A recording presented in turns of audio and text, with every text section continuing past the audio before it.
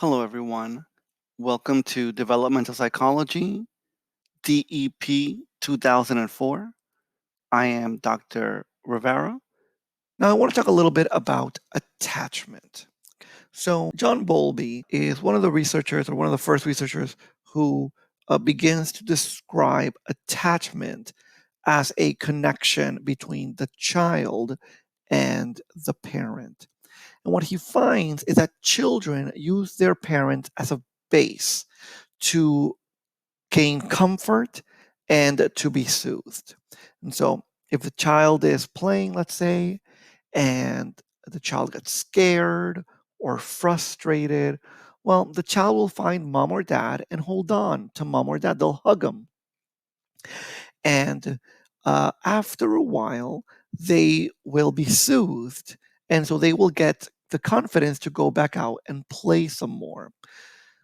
When you break that, when the child does not have mom or dad, the child will experience a type of separation anxiety. And this will be very difficult for the child to overcome. John Bowlby studied a lot of children who didn't have access to their parents because of war or other social and political turmoil. And what he found was that these kids just had a more difficult time throughout their life. That this abandonment or separation was not good for the child. It's not until Mary Ainsworth, who started out as an assistant for John Bowlby, when she started doing research, she figured out that not all children use their parents as a base the way secure children do. And so we start to call these kids either secure if they do use their parents as a base, or avoidant or resistant. And the way she studies this is by what we call the strange situation. You'll see an example of this, or some examples of this, in the video that I posted. In the strange situation, what you do is you put the child in a room with mom or dad. And there's different versions of this. Sometimes you have mom leave the room. Sometimes you will have a stranger come in. Sometimes mom will leave the child with the stranger. There's a few different versions of this. But regardless of the situation, the child or the children tend to have three basic ways of interacting with mom's absence. And so the most common is the normal one, secure attachment, where the child uses mom or dad as a secure base to explore. And so they'll explore the room, they'll play around in the room. And if they get scared or frustrated, they come back to mom. Maybe they'll hold on to mom and they'll go play some more. If mom leaves, like she does in the video, then the baby will cry. The separation anxiety will occur. The baby will cry, and no toy will get the baby's attention until mom gets back. If the baby is secure, when mom picks up the child, it will comfort the child. And the more secure the child is, the easier it is for the child to be comforted. And they'll stop crying. And within a little bit, they will start playing again. What makes a child secure? Well, when mom and dad respond to the child's needs, the baby learns, hey, this lady, this guy, they're always looking out for me. And so if they're around, I don't have to worry about the world. I can stop crying. I can stop being scared. If they're here, then I don't have to worry. And they develop a secure attachment to their parents. But again, not all people are secure. Some children develop an avoidant attachment. So the child who is avoidant avoids the parent. And so you will see in the video, one of the children, I think it's the second child, cries when mom leaves. And when mom comes in, the child literally covers his own eyes. And when mom picks up the baby, the child kind of pushes mom away or has his arms pressing away from mom, and the child turns their head to look away from mom. This is avoidant. They are not seeking contact.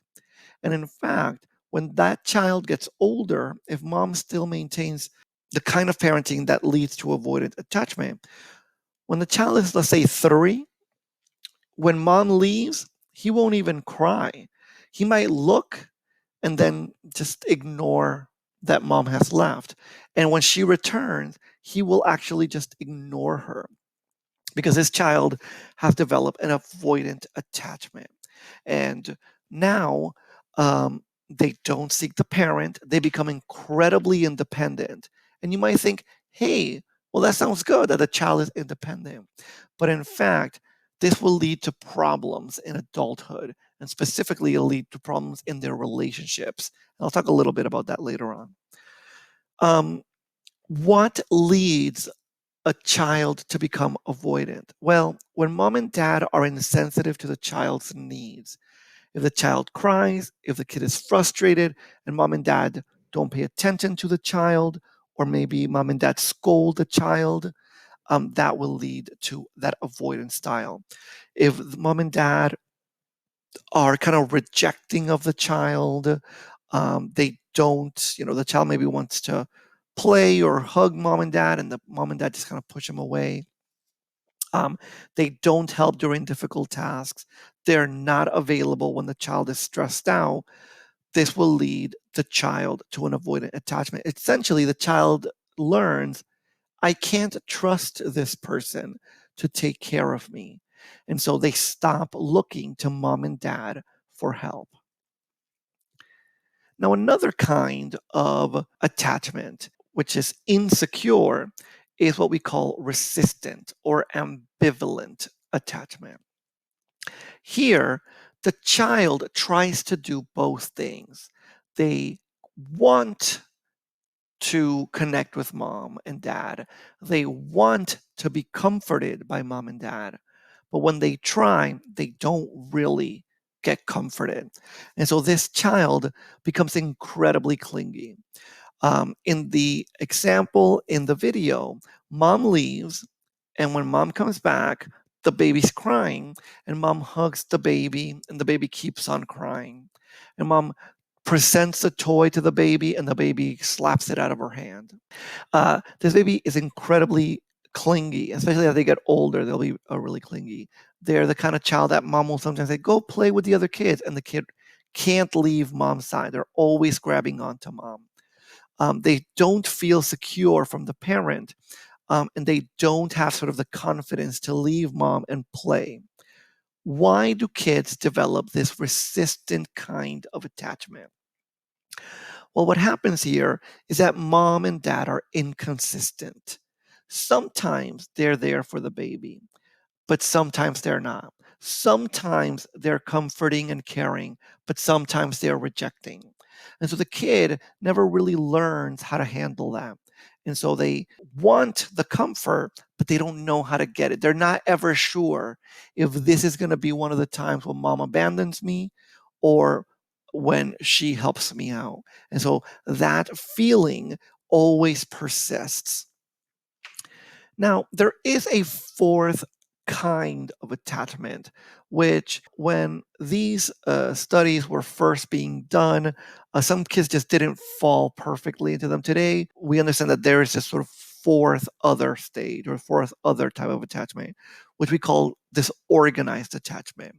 And often, if a child has a disorganized attachment, especially if they're still a child, that might be a red flag that something is wrong at home.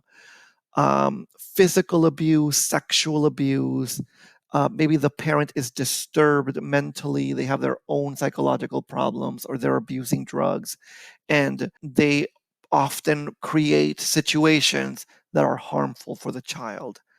What does a disorganized attachment look like? Well, sometimes a kid will see mom and he'll run towards mom. But then before he gets to her, he'll stop dead on his tracks and turn around and run away from her. Or maybe they see mom and they cower in a corner. These are disorganized attachment. It is, again, a red flag that something is wrong.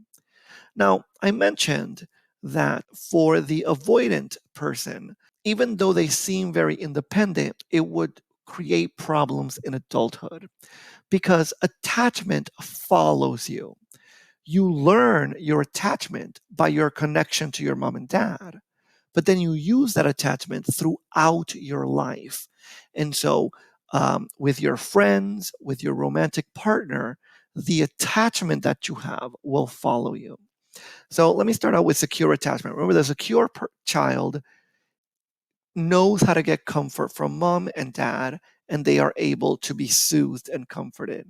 Well, when they get older and they have friends, the secure child has an easier time sharing and playing and understanding their friends' points of view. And they tend to, when they get in a relationship, they tend to understand other people and they seek their partner in moments of stress. So something happened at work, and the secure individual will go to their romantic partner and hug them and kiss them and talk to them about their day. And that makes them feel better. And so they seek the comfort of their romantic partner. If you look at the picture there, you see a woman and her little battery is down, and so she goes to her husband and she hugs him. And eventually she hugs him enough so that her battery gets recharged and she feels better. And whether that's a woman and her husband or a child and her dad in this case, that represents a secure attachment, a good relationship where a person can get comfort from their parent and in adulthood, their romantic partner. The avoidant child is very independent. They do not seek contact. And when they get older, they're the same way. They don't seek contact and they don't seek intimacy from their partner. And so this person, they had a problem at work. And when they get home, they don't share with their partner. They don't seek comfort or intimacy from their partner. And in fact, they might say, I got to go out and let off some steam with my friends or at the basketball court or to drink some drinks, because they don't ever think of their romantic partner as someone who will comfort them. And the independence actually interferes with their relationship. Now, an avoidant person who is in a relationship with a secure person, that's not too bad because a secure person is secure enough to deal with the avoidant individual's need to be alone on a regular basis. Um, and an avoidant person who dates another avoidant person, that's also not too bad. If two people are avoidant, then they don't seek each other for intimacy, but they're both like that. Now, their relationship probably won't be very close because they don't really seek a lot of intimacy, but it won't create a toxic environment necessarily. Now, the resistant individual is very clingy. They're clingy when they're young and they're clingy when they're older. And this is the boyfriend or girlfriend who is like, why didn't you call me immediately after you got out of work? Or I texted you 5 times. How come you didn't call me back? And they're incredibly clingy because they're always kind of desperate to be intimate, but they're also desperately afraid that they're going to be abandoned by the partner. The partner secretly doesn't really love them. And so they are incredibly clingy. Again, a resistant individual with another resistant individual, that's not too bad. It can become problematic if they're both very clingy and they kind of have an enmeshed relationship where they don't know how to have roles in the relationship. They sort of step on each other's roles. Maybe the husband will call the wife's work and ask for a day off for her without telling her. That could create toxic environments. But for the most part, most people understand their role in the relationship. And if two people are both resistant or ambivalent, it won't really present too many problems. But someone who is very resistant or who has a resistant attachment, And if they date someone who has an avoidant attachment, that can create a toxic relationship. Why? Well, what happens is the resistant person is very clingy, and the avoidant person doesn't like that. And so they push away. They become more avoidant and they want to be alone more often. And the resistant person is very clingy. And then they start to think, well, I guess this person doesn't love me. And they start to pull away and they don't call as much, they don't demand as much. And now the avoidant person goes, hey, I like that. And now they become more romantic, they seek a little bit more intimacy. And the resistant person is like, hey, that's great. And now they become clingy again. And that pushes the avoidant person to go, oh, you're so clingy. And they push away from them. And that back and forth can, in fact, be incredibly toxic for both these individuals, and it can actually create a lot of problems in that relationship. Um, I don't know if there's any research suggesting that resistant and avoidant people prefer each other's company, but I know a lot of relationships that have this combination, and a lot of them are just awful relationships that are incredibly toxic, um, but they kind of fall into that trap. Now, the disorganized individual, if you're disorganized as a young person, there's a good chance you're going to be disorganized as an adult unless you went through therapy or developed some incredibly good coping mechanisms as you were growing up to overcome this. But it tends to follow you. And this is true with all of these. But some people are not disorganized when they're young, but they become disorganized when they're older. Why would something like that happen? Well, let's say that I am a resistant attachment with my mom. Um, and then in a relationship that I have as an adult, it became really bad. Maybe there was violence or just, again, incredible toxicity in the relationship. And, it kind of messed me up a little bit. Well, that might push me to become more disorganized in adulthood. In adulthood, we actually call that fearful attachment. And these individuals have both problems. They're avoidant, they avoid intimacy, but they're also incredibly clingy. And that's really going to mess up almost every relationship that they have. And these people are going to have a hard time in most relationships unless they develop very good coping mechanisms or, go to therapy to deal with their issues. Every once in a while, someone will tell you, oh, just let the baby cry out because then they get used to you coming and they never learn to self soothe. And there is some truth to that if the child is 5 or 6. You got to give the child the opportunity to fix their own problems. But early on in infancy, that's your job is to make sure that the baby has everything that they need. And in reality, what you are doing as you care for your baby is creating a stronger attachment to them. Now, some children are just naturally more calm. Sometimes we talk about an easy temperament or an easy child. Well, this child is going to be a little bit easier to create that bond with because this child just naturally sort of rolls with the punches. Their temperament is just more calm and they get used to things faster. If your child is difficult or has a difficult temperament, they may be more prone to developing an insecure attachment because this baby is going to have more issues. Whenever mom and dad go to somewhere new, they're not going to like it and they're going to cry. They're going to feel frustrated more easily. And so mom and dad have to work a little bit harder to connect and have that positive quality of care. Now, also, our culture plays a part in this.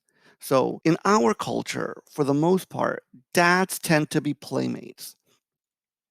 Babies and young children see dad as a playmate. Dad plays with them, dad throws them around, dad, does rough and tumble things with them. And mom tends to be the caregiver. You go to mom for a boo boo. You go mom for food. Sometimes dad is right there and can totally do it. And a child will go completely out of their way to find mom and say, Mom, do this for me. Because the kind of attachment we have to our parents can be different. You could potentially have a secure attachment to one parent and an insecure attachment to another. But what we see is that for the average person, attachment is stable. That is, whatever kind of attachment you had in childhood, you tend to have that same level of attachment in adulthood.